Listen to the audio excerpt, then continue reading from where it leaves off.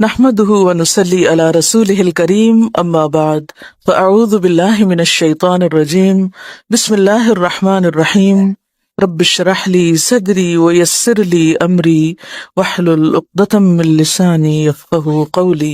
جمعہ بہترین دن۔ رسول اللہ صلی اللہ علیہ وسلم نے فرمایا، خیر یوم طلعت علیہ الشمس یوم الجمعۃ فیہ خلق آدم وفیہ ادخل الجنہ وفیہ اخرج منہا ولا تقوم الساعة الا فی یوم الجمعہ۔ بہترین دن جس پر سورج طلوع ہو کر چمکے جمعہ کا دن ہے۔ اسی دن آدم علیہ السلام پیدا ہوئے، اسی دن جنت میں داخل کیے گئے، اسی دن جنت سے زمین پر اتارے گئے، اور قیامت بھی جمعے کے دن قائم ہوگی۔ جمعے کی فرضیت، ارشاد باری تعالیٰ ہے، یا ایھا الذین آمنوا اذا نودی للصلاۃ من یوم الجمعۃ فاسعوا الی ذکر اللہ وذروا البیع ذلکم خیر لکم ان کنتم تعلمون۔ اے اہل ایمان، جب جمعہ کے دن نماز کے لیے آذان دی جائے تو اللہ کے ذکر اور نماز کی طرف دوڑو، اس وقت کاروبار چھوڑ دو، اگر تم سمجھو تو یہ تمہارے حق میں بہت بہتر ہے، یعنی اسی میں تمہارا فائدہ ہے۔ لیکن سمجھنے کی بات ہے نا، کچھ لوگ اس وقتی تجارت میں فائدہ سمجھتے ہیں جو حقیقت میں خسارہ ہے، یعنی اس وقت تجارت کرنا یا اس وقت دنیا کے کام کرتے رہنا اور اللہ کی پکار پر لبیک نہ کہنا۔ حضرت ابو الجعد دمری رضی اللہ عنہ سے روایت ہے کہ رسول اللہ صلی اللہ علیہ وسلم نے فرمایا، جو شخص سستی کی وجہ سے 3 جمعے چھوڑ دے تو اللہ تعالیٰ اس کے دل پر مہر لگا دیتا ہے۔ آپ صلی اللہ علیہ وسلم نے فرمایا، لوگ جمعہ چھوڑنے سے باز آ جائیں ورنہ اللہ تعالیٰ ان کے دلوں پر مہر لگا دے گا، پھر وہ غافل ہو جائیں گے۔ تو اس سے پتہ چلتا ہے کہ جب انسان ایک نافرمانی کرتا ہے اور اس کے بعد توبہ نہیں کرتا اور پھر دوبارہ وہی کام کرتا ہے اور پھر سے 12 وہی کام کرتا ہے، تو پھر وہ اللہ کی رحمت سے دور ہونے لگتا ہے اور ایسا بے حس ہوتا ہے کہ نیکی کا شوق بھی اور گناہوں پر کسی قسم کی فکر اور پریشانی سب ختم ہو کر رہ جاتا ہے۔ حضرت ابن مسعود سے روایت ہے کہ رسول اللہ صلی اللہ علیہ وسلم نے ان لوگوں کے گھروں کو جو جمعہ سے پیچھے رہ جاتے ہیں جلا دینے کا قصد کیا، یعنی یہ ارادہ کیا کہ ان کے گھر ہی جلا دیے جائیں۔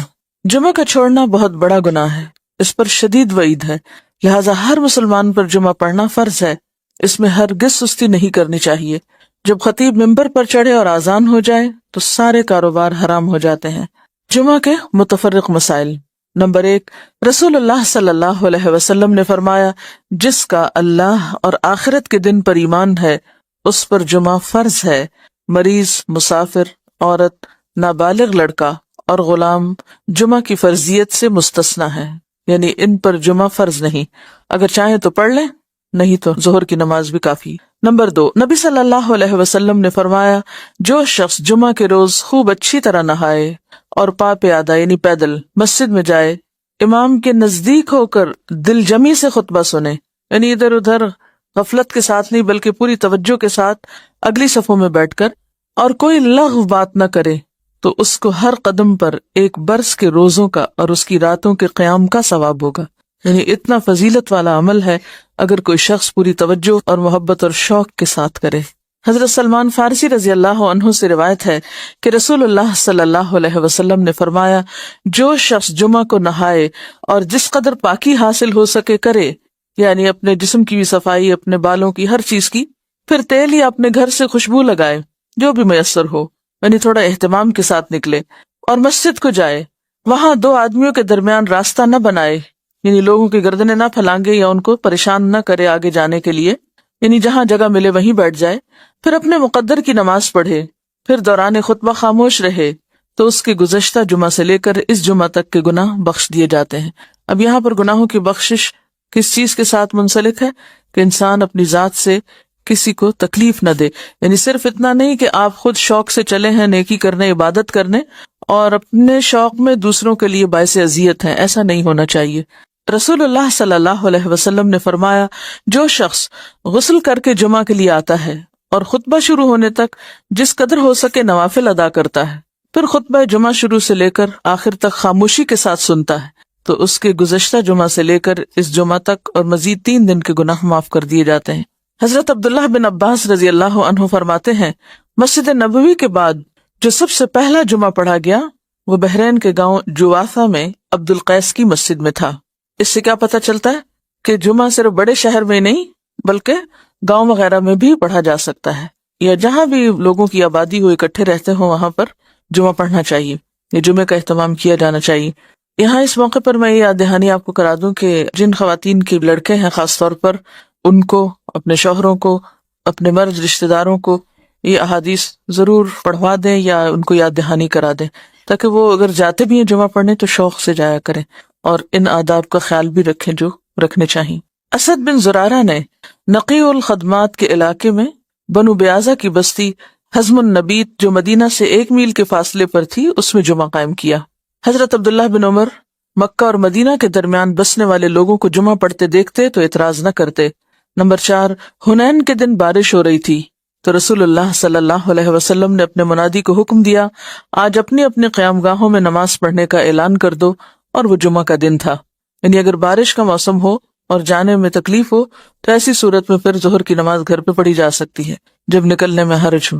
حضرت ابو ہریرہ سے روایت ہے کہ نبی صلی اللہ علیہ وسلم نے فرمایا، آج کے دن 2 عیدیں، عید اور جمعہ اکٹھی ہو گئی ہیں، جو شخص صرف عید پڑھنا چاہے اسے وہ کافی ہے، لیکن ہم عید اور جمعہ دونوں پڑھیں گے۔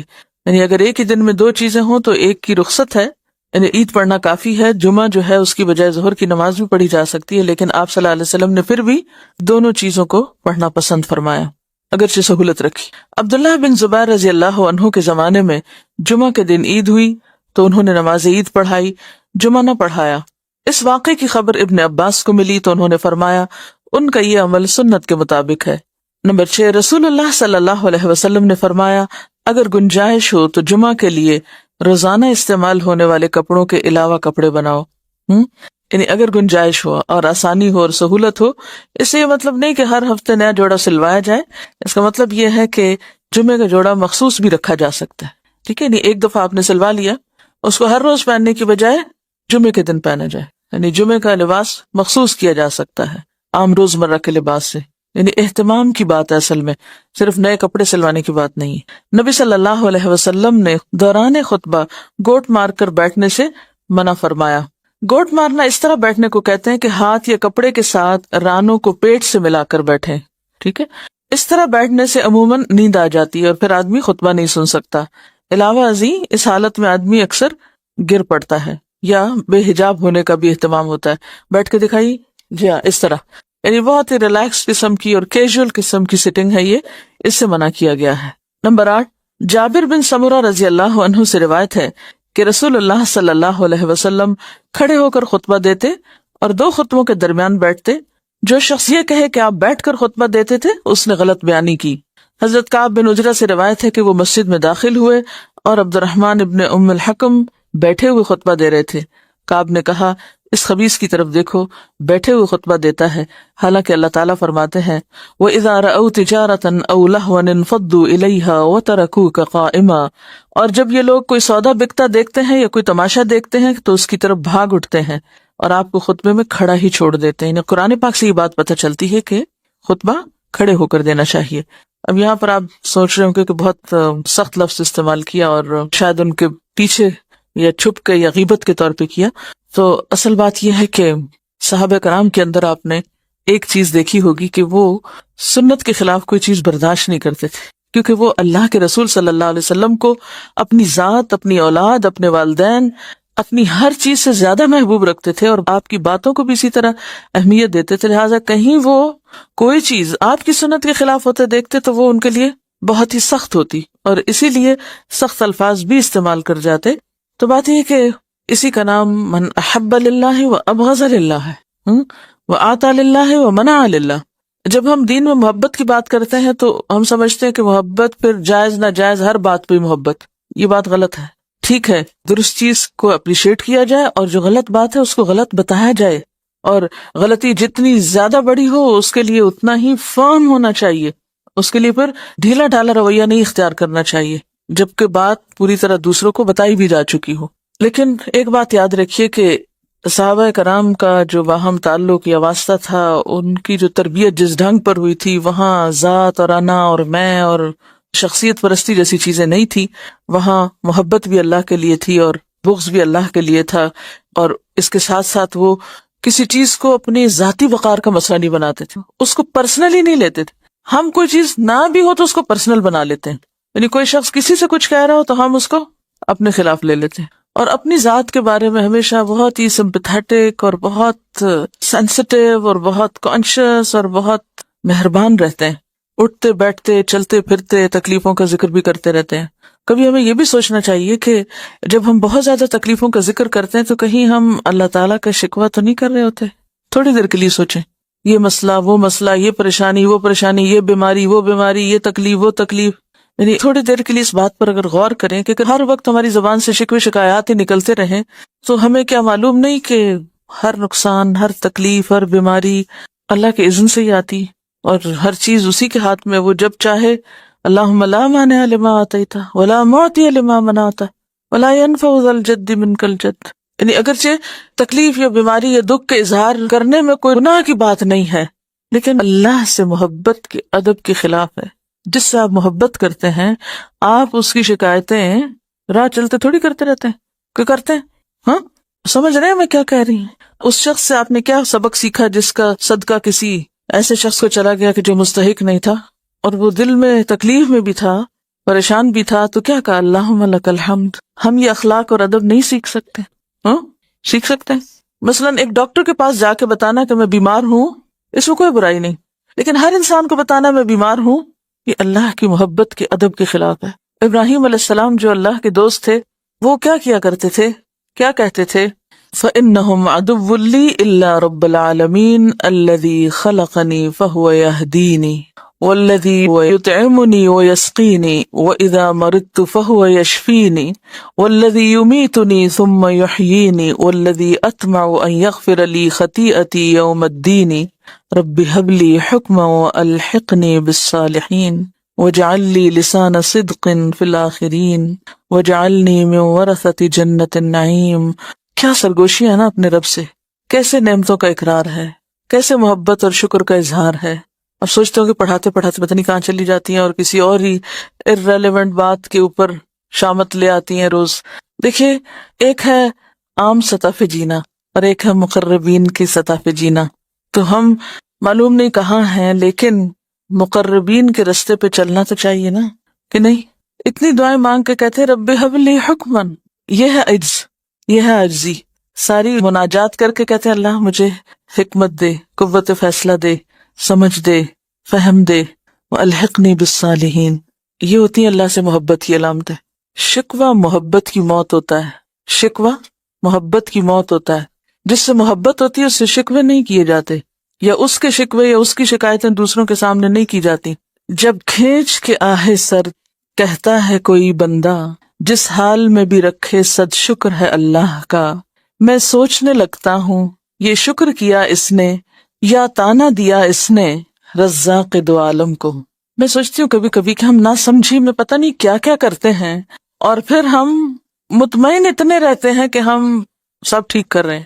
یہ جو دھوکہ ہے نا نفس کو، اور یہ جو خوش فہمی اور غلط فہمی ہے ہمیں اپنے بارے میں، اس کے لیے دعا کیا کریں کہ یا اللہ مجھے میرے عیب دکھا، کیونکہ یہ جو دھوکہ ہے خود کا سخت نقصان دہ ہے. اور دنیا میں ہمیں کوئی نہیں پتا چل رہا کہ ہم نیکی کے پردے میں کیا کیا گڑبڑ کر رہے ہیں. قیامت کے دن جب اعمال نامے سامنے آئیں گے نا نمبر لگ کے، تو ہوش اڑ جائیں گے کہ یہ میں کس غلط فہمی میں رہا. رسول اللہ صلی اللہ علیہ وسلم نے جمعہ کا خطبہ دیا. آپ کے سر پر سیاہ رنگ کی پگڑی تھی، اس کے دونوں سرے آپ نے کندھوں کے درمیان چھوڑے ہوئے تھے، اس کے دونوں سرے آپ نے کندھوں کے درمیان چھوڑے ہوئے تھے. رسول اللہ صلی اللہ علیہ وسلم نے جمعہ کے دن مسجد میں نماز جمعہ سے پہلے حلقہ بنانے سے منع فرمایا ہے. یعنی کہ صبح سے آ کے وہاں حلقہ بنا کے بیٹھ جاؤ، کچھ پڑھنے لگ جاؤ. اب سوال یہ پیدا ہوتا ہے کہ جمعہ سے پہلے اس سے منع کیوں کیا گیا؟ دعا مانگ کے جواب دے اللہ سے کہ اللہ صحیح حکمت دے اور صحیح بات کی توفیق دے. دیکھیے کہ ہر چیز کا اپنا ایک مقام ہوتا ہے نا. آپ کو جمعہ کے لیے جانا ہے، جمعہ کی نیت سے جائیں گے نا مسجد میں، اور اگر حلقہ بنانے یا بیٹھنے کے لیے جانا ہے تو وہ اس نیت سے پہلے ہی جا کے بیٹھیں گے نا. تو وہ جو اصل کام ہے وہ کس میں دب جائے گا، اس پہ ایک شیڈو آ جائے گا نا کسی اور عمل کا. مثلاً یہ ایسا ہی ہے جیسے آپ کو کوئی کھانے سے پہلے میٹھا کھلا دے. کئی ملکوں میں کھانے سے پہلے میٹھا کھاتے ہیں. مجھے یاد نہیں کہا، میں کہیں کسی جگہ پر گئی تو انہوں نے پہلے میٹھا سرو کیا. میں نے کہا یہ رکھ دیں ابھی بعد میں، کہتے نہیں ہمارے یہاں پہلے میٹھا کھایا جاتا ہے. اچھا، لیکن ہمارے ہاں جیسے عادات ہیں اس میں کیا ہے کہ میٹھا آخر میں کھایا جاتا ہے، ٹھیک ہے. اب اگر کھانے سے پہلے میٹھا کھا لیں تو اس سے کیا امپیکٹ ہوتا ہے کھانے پر؟ کھانے سے پہلے کیا کھاتے ہیں؟ ایپیٹائزر. تو میٹھا ایپیٹائزر نہیں ہے، وہ کیا کرتا ہے؟ فلنگ کر دیتا ہے، بھوک ختم کر دیتا ہے. تو اگر آپ جناب جمعہ سے پہلے ہی ہلکے بنا کے بیٹھ گئے کچھ کرنے کرانے، تو کیا ہوگا؟ جب تک جمعے کا وقت آئے گا پیٹ بھر چکا ہوگا. کیونکہ ہر عبادت کے اندر ایک شوق، اس عبادت کی روح یا جو اس کی اہمیت ہے یا جو اس کے اندر شوق اور ذوق ہے وہ ماند پڑ جائے گا. پہلے سے ہی تھک جائیں گے آپ. عید کی نماز سے پہلے کوئی نوافل نہیں ہے. بنیادی بات یہی ہے کہ اس سے جو جمعے کی اہمیت یا جمعے کی جو خصوصیت ہے اس پر ایک طرح سے اثر بھی پڑتا ہے. چلیے آگے چلتے ہیں. لہٰذا جو علماء خطبہ جمعہ سے پہلے تقریر کرتے ہیں انہیں اس عمل کو ترک کر دینا چاہیے. حضرت انس رضی اللہ عنہ کہتے ہیں کہ رسول اللہ صلی اللہ علیہ وسلم شدت کی سردی میں جمعہ کی نماز سویرے پڑھتے تھے اور شدت کی گرمی میں دیر سے پڑھتے تھے. حضرت جابر کہتے ہیں کہ جب رسول اللہ صلی اللہ علیہ وسلم خطبہ ارشاد فرماتے تو آپ کی آنکھیں سرخ ہو جاتی، آواز بلند ہوتی اور جوش میں آ جاتے تھے، گویا کہ آپ ہمیں کسی ایسے لشکر سے ڈرا رہے ہیں جو صبح یا شام ہم پر حملہ کرنے والا ہے، اور فرماتے کہ میں اور قیامت ساتھ ساتھ اس طرح بھیجے گئے ہیں. آپ اپنی شہادت کی اور درمیانی انگلی کو ملا دیتے، یعنی میرے بعد اب اور کوئی پیغمبر نہیں آئے گا، میرے بعد اب قیامت ہی آئے گی. تو اس سے کیا بات پتہ چلتی ہے؟ اس سے یہ بات پتہ چلتی ہے کہ تعلیم اور خطبے میں فرق ہوتا ہے. تعلیم میں آپ کا انداز کیا تھا؟ آہستہ آہستہ بولتے، لفظ گنے جا سکتے تھے، ایک بات بعض اوقات 3 بار بھی دہراتے. لیکن خطبے کا انداز فرق تھا، وہ زوردار ہوتا تھا، وہ شدت والا ہوتا تھا، اس میں ایک انذار کا پہلو غالب ہوتا تھا، وہ لوگوں کو جھنجھوڑنے والا ہوتا تھا، غفلت سے جگانے والا ہوتا تھا، بیدار کرنے والا ہوتا تھا. اس سے کیا بات سامنے آتی ہے کہ ہر موقع کی مناسبت سے تعلیم کا انداز اور تربیت کا فرق ہونا چاہیے. ہر وقت ایک ہی روٹین میں کام نہیں کرنا چاہیے، ویسے بھی طبیعتیں پھر اکتانے لگتی. نبی صلی اللہ علیہ وسلم نے فرمایا امام کے ساتھ جتنی نماز پالو وہ پڑھو اور جو رہ جائے اسے پورا کرو. اس حدیث کی روح سے نماز جمعہ کی دوسری رکعت کے سجدہ یا تشہد کو پانے والا سلام پھرنے کے بعد اٹھ کر 2 رکعتیں پڑھے گا، 4 نہیں، کیونکہ اس کی فوت شدہ نماز 2 رکعتیں ہیں، 4 رکعتیں نہیں. یعنی جمعہ اگر اپنے آخری حصے میں آپ نے پایا، ایسا امام جو تھا وہ آخری سجدہ کر رہا تھا اور آپ مسجد میں داخل ہوئے، یا وہ اتحیات بیٹھے تو سلام سے پہلے آپ بیٹھ گئے ساتھ، تو ایک طرح سے جمعے کا ثواب تو مل گیا، لیکن بعد میں 2 رکعتیں پڑھی جائیں گی، ظہر بنا کے 4 نہیں پڑھی جائیں گی. دوران خطبہ 2 رکعتیں پڑھ کر بیٹھو. رسول اللہ صلی اللہ علیہ وسلم جمعہ کا خطبہ ارشاد فرما رہے تھے کہ ایک شخص سلیق غطفانی مسجد میں آئے اور 2 رکعتیں پڑھے بغیر بیٹھ گئے. نبی صلی اللہ علیہ وسلم نے پوچھا کیا تم نے 2 رکعتیں پڑھی ہیں؟ اس نے عرض کی نہیں یا رسول اللہ. آپ نے فرمایا کھڑے ہو جاؤ اور 2 رکعتیں پڑھ کر بیٹھو. پھر آپ نے ساری امت کے لیے حکم دے دیا جب تم میں سے کوئی ایسے وقت مسجد میں آئے کہ امام خطبہ دے رہا ہو تو اسے 2 مختصر سی رکعتیں پڑھ لینی چاہیے، یعنی خطبے کے دوران بھی پڑھ سکتا ہے. جمعہ سے پہلے نوافل کی تعداد مقرر نہیں بلکہ نبی صلی اللہ علیہ وسلم نے اجازت دی کہ جتنے بآسانی پڑھ سکتے ہیں پڑھ لیں. یعنی ایک دفعہ مسجد میں آ گئے ہیں، آپ 2 پڑھیں، 4 پڑھیں، 6 پڑھیں، جتنے آپ کے پاس موقع ہے، وقت ہے، تو انتظار میں فارغ بیٹھنے کی بجائے بہترین ذکر ہے نماز وہ کریں، مگر کم از کم 2 ضروری ہیں. گردنیں نہ پھلانگے. حضرت عبداللہ بن بسر رضی اللہ عنہ سے روایت ہے کہ جمعہ کے دن رسول اللہ صلی اللہ علیہ وسلم خطبہ دے رہے تھے کہ ایک شخص لوگوں کی گردنیں پھلانگتا ہوا آنے لگا تو آپ نے یہ دیکھ کر فرمایا بیٹھ جاؤ، تم نے لوگوں کو ایذا دی اور دیر لگائی ہے. آنیت و آذیت، دیر سے پہنچے ہو اور تکلیف دے رہے ہو، بعد میں آئے ہو اور گردنیں پھلانگ پھلانگ کے آگے آ کے بیٹھ رہے ہو. یہ بد اخلاقی بھی ہے کیونکہ پہلے آنے والوں کا حق پہلا ہے. ہمیں تھوڑا سا اس بات کا ضرور خیال رکھنا چاہیے کہ ہر وقت اپنی ہی ذات کو اہم نہیں سمجھنا چاہیے کہ میں امپورٹنٹ ہوں، مجھے آگے جگہ ملنی چاہیے، مجھے قریب. اگر آپ کو اتنا ہی شوق ہے تو پھر آپ وقت پر آئیں. یعنی کوئی بھی کام جس میں دوسروں کا نقصان ہو اور اپنا فائدہ ہو تو ضرور اس کا وزن کرنا چاہیے کہ میں کسی کو نقصان دے کر اپنا فائدہ حاصل کر رہی ہوں تو یہ میں کس قسم کی نیکی کما رہی ہوں. دیکھیے آپ ایک نیکی کرتے ہیں جس میں آپ نیکی کر رہے ہیں اور دوسرے کا کوئی نقصان نہیں، دوسرے کو کوئی تکلیف نہیں، لیکن اگر آپ نیکی کر رہے ہیں اور دوسرے کو تکلیف پہنچ رہی ہے اس سے تو پھر آپ کو سوچنا پڑے گا. کیوں؟ آپ پہلے دفع مضرت کریں گے یا پہلے جلب منفعت کریں گے؟ دفع مضرت کریں گے نا، ٹھیک ہے نا، یعنی دوسروں کی تکلیف کو پہلے دور کریں. اس کی چھوٹی سی مثال ہے، مثلاً آپ کو شوق ہے بلند آواز سے قرات کرنے کا، لیکن آپ کے آس پاس اور بہت سے لوگ ہیں. بلند آواز سے قرات پسندیدہ ہے، منع نہیں ہے، لیکن اگر آپ بلند کریں اور دوسرے اپنا ذکر بھی نہیں کر پا رہے، کسی کام کے قابل نہیں، تو آپ کیا کر رہے ہیں؟ یہ کس قسم کی نیکی کر رہے ہیں؟ اس نیکی سے بہتر ہے کہ آپ دوسروں کو تکلیف سے بچائیں. اسی طرح کوئی شخص سو رہا ہے اور آپ تہجد پڑھنے کے لیے دروازہ کھول رہے ہیں، بند کر رہے ہیں، اذیت دے رہے ہیں دوسرے کو، تو کوئی بھی نیکی نہیں اگر اس نیکی کے پیچھے دوسروں کو اذیت دینا اور دوسروں کو تکلیف دینا اور دوسروں کو تنگ کرنا اور زچ کرنا اور دوسروں پہ بوجھ ڈالنا شامل ہو جائے. آپ نیکی ایسی کریں کہ جو دوسروں کے لیے تکلیف کا سبب نہ بنے. تو جمعہ کی نماز کے لیے آنے والوں کو جہاں جگہ ملے وہاں بیٹھ جانا چاہیے، دوسروں کو تکلیف نہیں دینی چاہیے. اب پہلے آنے والوں کا ثواب. حضرت ابو ہریرہ کہتے ہیں کہ رسول اللہ صلی اللہ علیہ وسلم نے فرمایا، فرشتے جمعہ کے دن مسجد کے دروازے پر ثواب لکھنے کے لیے کھڑے ہوتے ہیں اور سب سے پہلے آنے والے کا نام لکھ لیتے ہیں، پھر اس کے بعد آنے والے کا، اسی طرح لکھتے جاتے ہیں. جو شخص نماز جمعہ کے لیے اول وقت مسجد میں جاتا ہے اس کو اتنا ثواب ملتا ہے جتنا مکہ میں قربانی کے لیے اونٹ بھیجنے والے کو ثواب ملتا ہے. پھر جو بعد میں آتا ہے اس کو اتنا ثواب ملتا ہے جتنا مکہ میں قربانی کے لیے گائے بھیجنے والے کو، اس کے بعد آنے والے کو دمہ بھیجنے والے کے برابر، اس کے بعد آنے والے کو مرغی اور اس کے بعد آنے والے کو انڈا صدقہ کرنے والے کی مانند اجر ملتا ہے. پھر جب امام خطبہ دینے کے لیے نکلتا ہے تو فرشتے دفتر لپیٹ دیتے ہیں اور خطبہ سننے لگتے ہیں. رجسٹریشن کمپلیٹ، کون کون داخل ہو گیا اس ثواب میں، بس اب دروازہ بند. تو نیکی کے کاموں میں تاخیر کرنا اور ہمیشہ ڈیلے کرنا اور پیچھے رہنا، اس کے بارے میں حدیث آپ نے پڑھی ہوگی کہ کچھ لوگ پیچھے رہتے جاتے ہیں حتیٰ کہ اللہ ان کو پیچھے ڈال دیتا ہے. تو اس چیز کو ضرور مد نظر رکھیں کہ نیکی کے کام میں آگے بڑھنے والے ہی السابقون السابقون ہوتے ہیں. اللہ یہ کہ کوئی عذر ہو، کوئی تکلیف ہو، وہ اور بات ہے، لیکن عادت نہیں بنا لینی چاہیے سستی اور کسل مندی اور تاخیر کی. اچھا کوئی بات نہیں، پھر صحیح.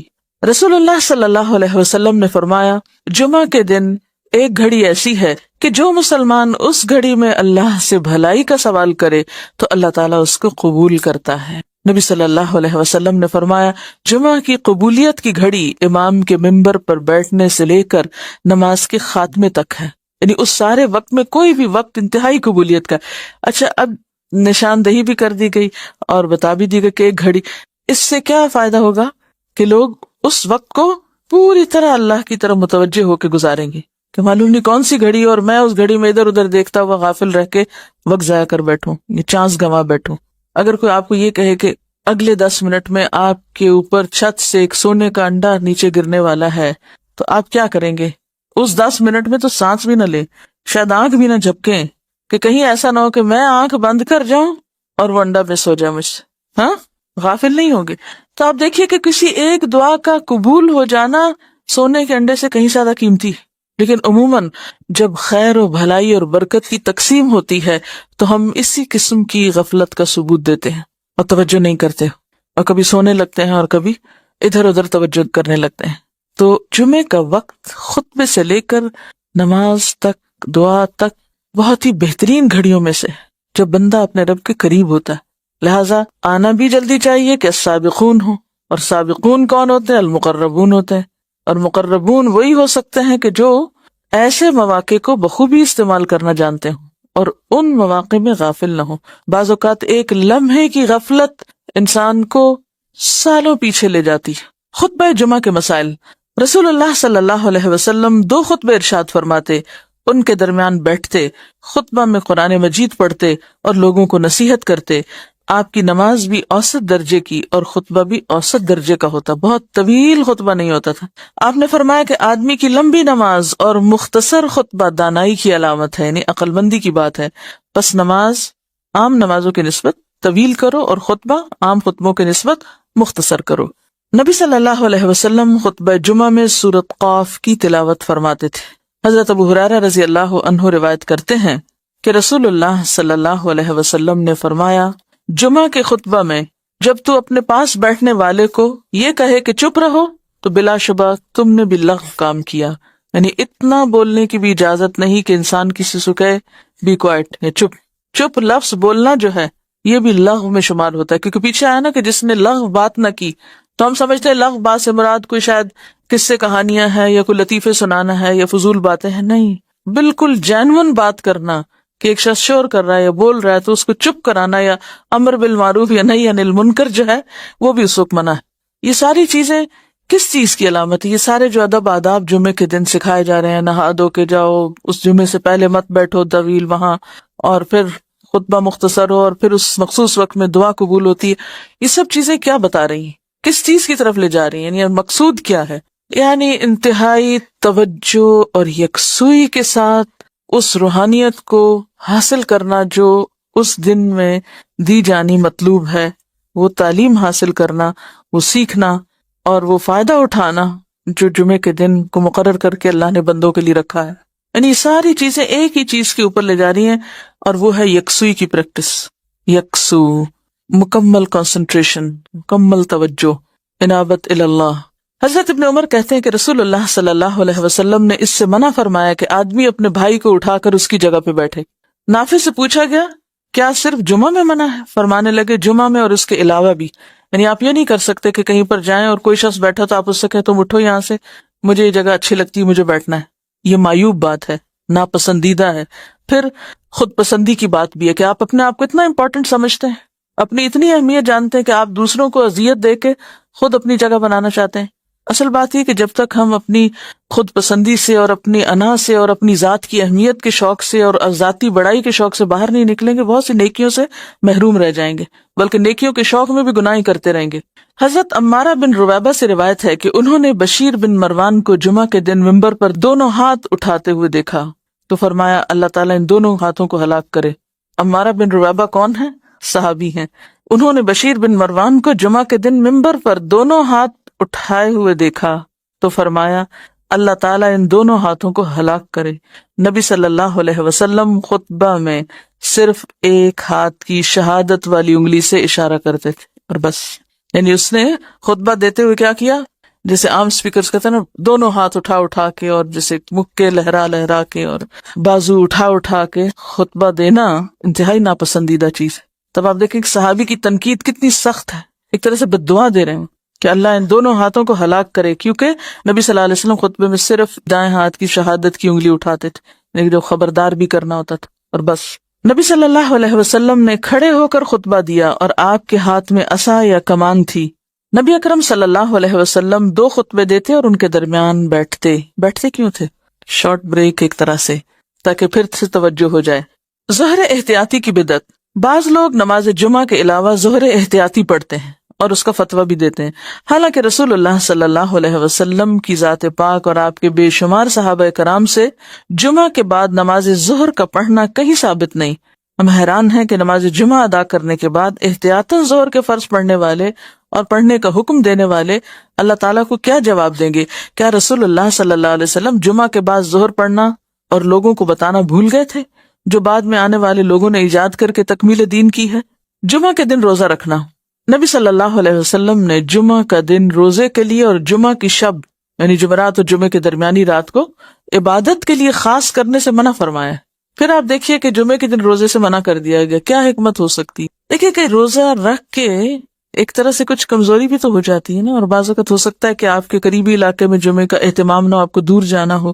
پھر اسی طرح یہ ہے کہ صرف ایک ہی دن کو مخصوص کر لینا عبادت کے لیے اور باقی سارے دن بھول جانا، یعنی سارا کچھ ایک ہی دن اکٹھا کرنا اور بہت کچھ ایک ہی دن کر کے اور باقی دنوں میں فارغ ہو جانا، ان چیزوں کا سدباب کیا گیا. روزے کے لیے جمعرات کا دن زیادہ پسندیدہ ہے جمعے کی نسبت. اور پھر شب جمعہ جو ہے اس کی عبادت سے بھی روکا گیا ہے، یعنی شب بیداری مت کرو اس رات. کیوں؟ پھر جمعے کا حق مارا جائے گا. کیونکہ بعض اوقات ہم اصل کام تک پہنچتے پہنچتے پہلے خود ساختہ کام شروع کر دیتے ہیں، اور یہ شیطانی حربے بھی بعض اوقات ہوتے ہیں اصل کام سے توجہ ہٹانے کے لیے. اور دیکھیں یہ جو ٹائم مینجمنٹ کے اصول ہیں ان میں ایک بہت ہی بنیادی اور اہم اصول کیا ہے کہ اہم کام سب سے پہلے، اور کاموں کو پرائرٹائز کرنا. یعنی اگر آپ چاہتے ہیں کہ بر وقت کام ہو اور آپ اپنے وقت کا بھرپور استعمال کریں تو اس میں اہم چیز پہلے، اور اپنی ترجیحات کا تعین. کاموں کو پرائرٹائز کرنا یہ بہت اہم ہے. کیوں؟ اس لیے کہ جمعے کے دن کی سب سے اہم عبادت کیا ہے؟ نماز جمعہ، اور اس دن کا خطبہ سننا اور اس کی تیاری کرنا اور بر وقت مسجد پہنچنا. اگر ہم اس کام کے ساتھ کچھ اور کام ایجاد کر لیتے ہیں عبادت کے نام پر جس سے آپ نے منع فرمایا، تو ہم دراصل کیا کر رہے ہیں؟ اصل کام کی ترجیح پر اثر انداز ہو رہے ہیں، یعنی اصل کام کو اہم نہیں بلکہ غیر اہم کر رہے ہیں. عید کے دن بھی روزہ رکھنے سے آپ نے منع فرمایا نا، کہ اور جمعہ بھی ایک چھوٹی عید ہے، ایک طرح سے خوشی کا دن بھی ہے. دیکھیے کہ بعض لوگ تہجد پڑھ لیتے ہیں، فجر قضا کر دیتے ہیں. اسی طرح اگر کوئی شخص جمعے کی رات عبادت کرتا رہے اور جب جمعے کا وقت آئے تو اس وقت وہ سست ہو کے بیٹھ جائے اور خطبہ جمعہ میں بھرپور نیند لے کے اٹھے. کیونکہ اکثر ایسے ہی ہوتا ہے نا، جو لوگ راتوں کو بے وجہ جاگتے ہیں وہ پھر تعلیم کے وقت خوب سوتے ہیں اور سو کر سارے سونے کے انڈے کھو دیتے ہیں.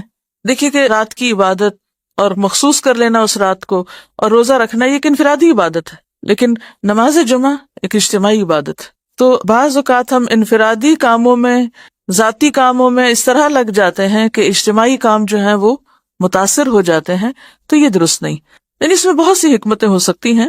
جمعہ کا دن اور درود شریف کی کثرت. آپ صلی اللہ علیہ وسلم نے فرمایا، جمعہ کے دن مجھ پر بکثرت درود بھیجو، تمہارا درود مجھے پہنچایا جاتا ہے. جمعہ کی اذان. حضرت صاحب بن یزید سے روایت ہے کہ رسول اللہ صلی اللہ علیہ وسلم، حضرت ابوبکر اور عمر رضی اللہ عنہم کے زمانے میں جمعہ کی اذان اس وقت ہوتی تھی جب امام خطبے کے لیے ممبر پر بیٹھ جاتا. جب حضرت عثمان خلیفہ بنے اور لوگ زیادہ ہو گئے تو زورا کی جگہ پر ایک اور اذان دی جانے لگی. امام بخاری فرماتے ہیں، زورا مدینہ کے بازار میں ایک مقام ہے. مسجد کے اندر امام کے خطبے سے پہلے صرف ایک اذان ہے. اکثر مساجد میں اس سے قبل دی جانے والی اذان کو ثبوت حضرت عثمان کے دور سے بھی نہیں، لہٰذا اس سے اجتناب کرنا چاہیے. جمعے کے دن پہلی اذان کا پس منظر یہ ہے کہ عہد نبوت میں مدینہ منورہ اس کی آبادی کا حجم نسبتاً مختصر تھا. آپ کو معلوم ہے کہ اس وقت جتنے ایریے پر مسجد نبوی ہے پورا شہر اتنے ایریے میں تھا. جی ہاں، موجودہ مسجد نبوی کو اگر آپ جائیں، کبھی اللہ لے جائیں، چاروں طرف سے چکر لگائیں، اچھا خاصا رقبہ ہے. تو اس وقت پورا مدینہ بس اتنا تھا، اور ایک اذان اس سارے ایریے کے لیے کافی تھی. لوگوں کو اذان آسانی سے سنائی دے جاتی. تو عہد عثمانی میں آبادی زیادہ ہو گئی تو تمام لوگ اذان کی آواز سن نہیں پاتے تھے، جس کا لازمی نتیجہ یہ نکلا کہ گوناگو مصروفیات کا شکار کئی لوگ مسجد میں بر وقت پہنچنے سے قاصر ہو گئے. اس کا انتظامی حل یہ نکالا گیا کہ پہلے مسجد سے باہر بازار کے اندر اذان دی جائے، اس سے کچھ ہی دیر بعد مسجد نبوی میں دوسری اذان ہو جاتی. اور حضرت عثمان کا یہ اقدام بدعت نہ تھا، کیونکہ حضرت عثمان خلفائے راشدین میں سے ہیں. ان کے دور میں مدینہ منورہ میں جب پہلی دفعہ اس اذان کی ضرورت محسوس کی گئی تو انہوں نے اسے شرعی حکم کے طور پر نہیں، محض انتظامی حل کے طور پہ جاری کیا تھا، جسے